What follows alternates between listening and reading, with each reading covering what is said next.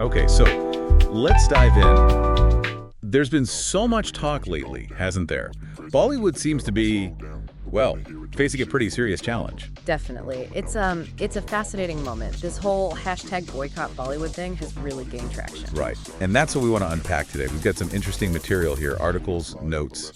And the idea is to try and understand, what's really driving this backlash. Separate the noise from the core issues, perhaps? Exactly. Figure out what's really going on and maybe, just maybe, get a sense of where Bollywood might be heading.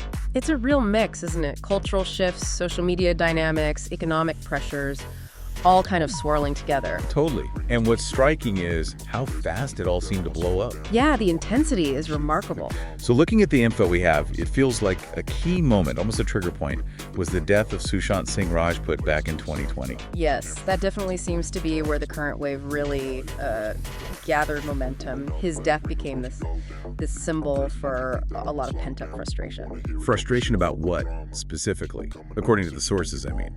Well, the narrative that took hold among many fans was that he was an outsider, and that he'd been treated unfairly by the insiders, nepotism, groupism, that sort of thing. Right.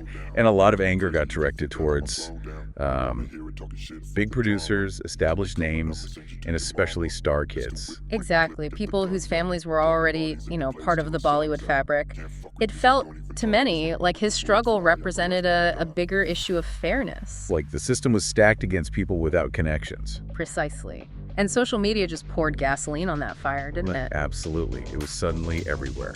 People demanding justice, sharing theories, calling out the industry. It gave everyone a platform to voice that anger and grief and to demand answers or changes, expose the dark secrets, as some put it. So that event really pushed the nepotism debate right into the mainstream spotlight.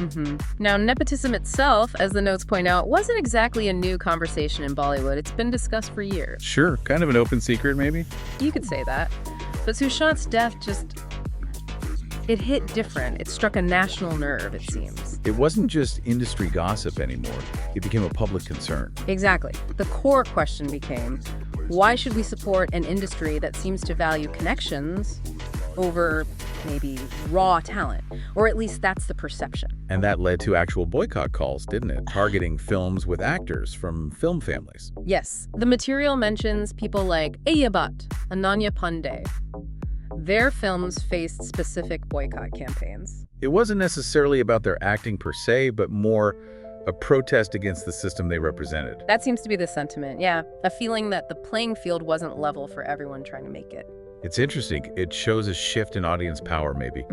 Like viewers realizing they have a voice and a wallet. That's a really good point. A growing awareness of their influence and a willingness to use it to express dissatisfaction. Like, hey, we buy the tickets, maybe listen to us. Sort of, yeah. But then things got even more complicated, didn't they? Yeah, the narrative shifted again, or maybe broadened.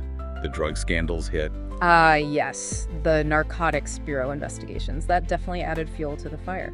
Having big stars questioned, that must have damaged the industry's image quite a bit. Undoubtedly. It fed into this perception of maybe a disconnect between the glamorous image and what was happening behind the scenes. Eroded trust, for sure. And then there was another layer.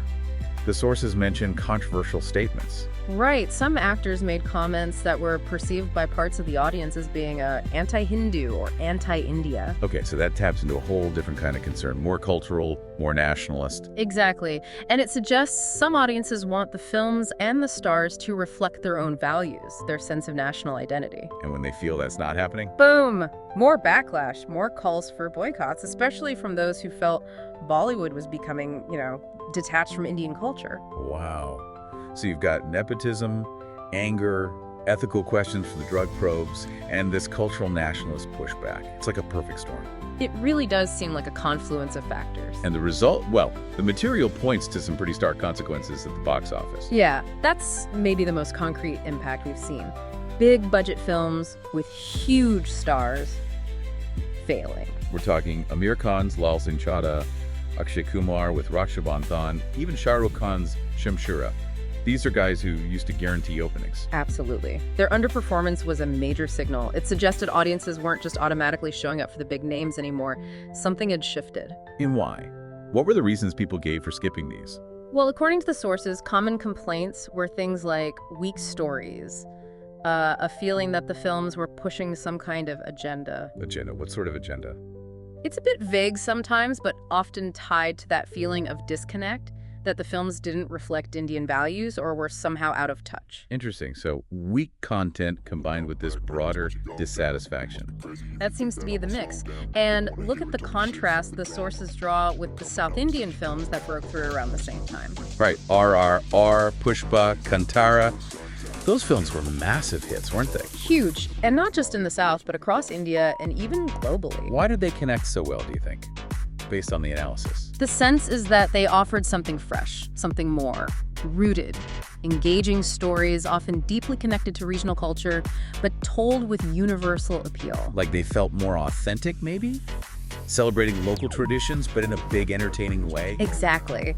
They seemed to tap into a hunger for stories that felt both grand and genuinely Indian, in a way that audiences felt some Bollywood films maybe weren't anymore. Which raises that big question you touched on. Did Bollywood, in trying to be global or modern, lose touch with its core audience at home? That's the million-dollar question, isn't it? So where does that leave the industry? Is Bollywood just ignoring this? Or is there a reaction happening? Well, the information suggests there's a growing awareness, an understanding maybe that they can't just keep doing the same old thing. Okay, so they're starting to listen. It seems so. There's talk of a shift, focusing more on films that highlight Indian culture, patriotism, stories perceived as more real or grounded. And we've seen some examples that worked, right? Like the Kashmir Files or 12th Fail. Yes, those films got significant public support. The Kashmir Files obviously tapped into a very specific, sensitive historical narrative. And 12th Fail was this very relatable underdog story. Both seem to strike a chord. Showing that audiences will show up when the content connects. Precisely. Which leads to this term some insiders are apparently using, the Bollywood reset. What does that signal to you? A reset. It sounds like maybe a conscious effort to change course. Reevaluating scripts, casting, maybe marketing, acknowledging that the old playbook isn't working. I think that's a fair interpretation, an admission that things need to change. Which brings us to the core question, really. Can Bollywood actually pull off this reset? Can it weather this storm? It really feels like a crossroads. The sources kind of outline two potential paths forward. Okay, what are they? Path one, basically more of the same. Keep prioritizing star kids, maybe stick to formulas that some audiences are rejecting. And the risk there is? The risk is that the audience disconnect becomes permanent. People just tune out for good. Oof. Okay, what's path two? The more hopeful one. Path two is leaning into that reset. Re-emphasizing strong, honest storytelling, showing more respect for cultural nuances and values in the films. And crucially, opening doors wider for new talent, regardless of their background, making it feel like a meritocracy again, or at least more like one. So it comes down to adapting, really. Listening to the audience, changing the approach. That seems to be the challenge. Can the industry adapt to what the audience is clearly saying, or will it stay stuck in ways that are perceived as outdated or unfair? The future really hangs in the balance. So, Yeah. after digging into all this, what's your gut feeling? Is this boycott movement a fair reflection of real issues, a necessary wake-up call? Or is it more complicated, maybe unfair targeting?